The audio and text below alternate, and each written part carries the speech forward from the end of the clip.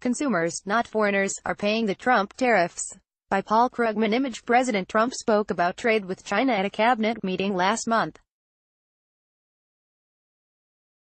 CreditCreditSarah Silbiger, the New York TimesSay. This for Donald Trump. He's provided us with many iconic quotations, which will surely be repeated in histories and textbooks for decades if not generations to come.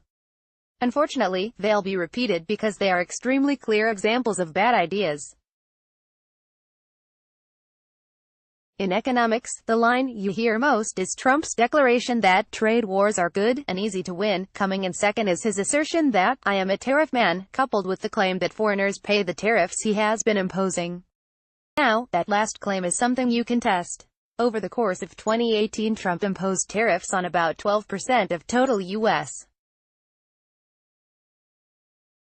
imports, and many of those tariffs have been in effect long enough that we can get a first read on their consequences.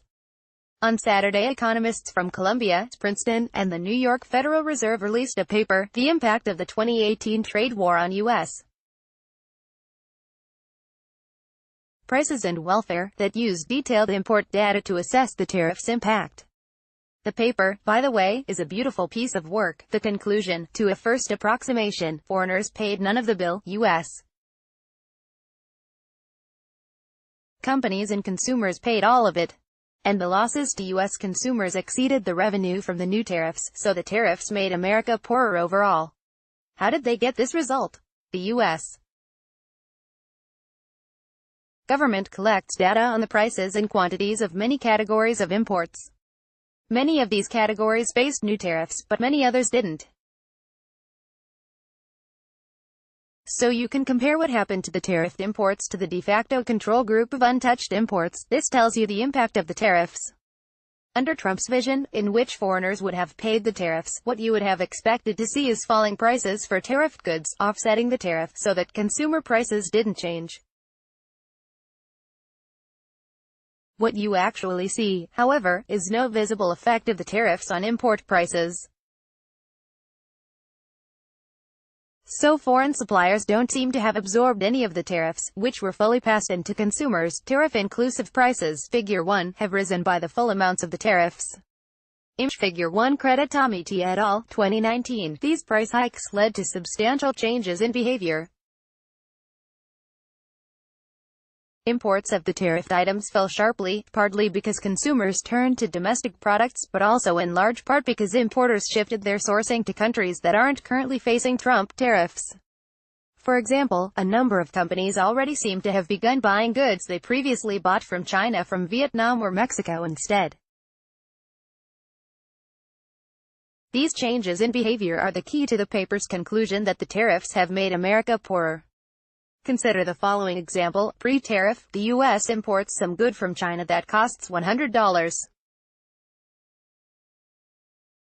Then the Trump administration imposes a 25% tariff, raising the price to consumers to $125. If we just keep importing that good from China, consumers lose $25 per unit purchased, but the government raises an extra $25 in taxes, leaving overall national income unchanged.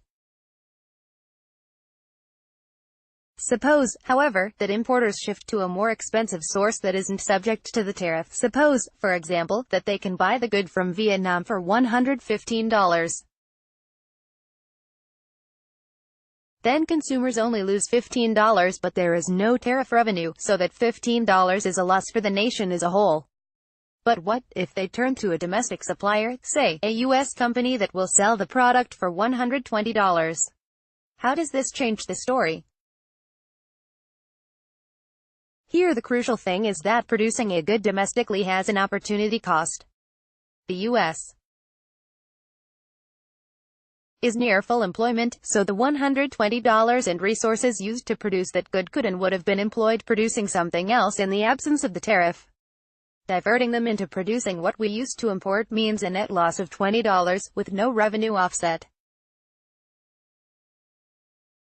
By the way, in practice any manufacturing jobs added by the Trump tariffs are probably offset by losses of other manufacturing jobs. Partly that's because most of the tariffs are on intermediate goods, inputs into production, so that job gains in, say, steel are offset by losses in autos and other downstream sectors. Beyond that, the tariffs have probably contributed to a rising dollar, which makes U.S. exports less competitive.